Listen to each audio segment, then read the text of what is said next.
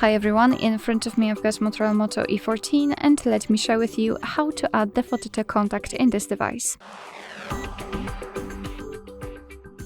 So let's start with opening your contact list, for example with the usage of the dialer. It does not really matter, just find the contacts, find the contact you'd like to edit and tap on it, so for example this one.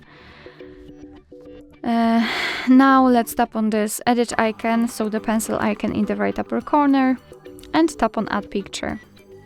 And here we've got some sections from which we can choose the picture from, so device photos, our own gallery, and the camera. So after choosing this option, your device will open the camera app, or you can go to the illustrations, which are online. They are free of charge, and I really highly recommend to check those options because they are not only cute but also present a wide range of categories, so I'm pretty sure that you will be able to find a specific graphic which resembles the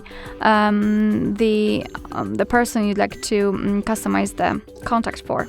But I'll choose something from the gallery. Let me tap on it and choose this boy. So here in this section we can change the position of the photo, we can also zoom it in or out, and thanks to this we can decide what we will see after saving the whole contact, because basically this highlighted circle is responsible for it. So position it just like you want and then tap on choose.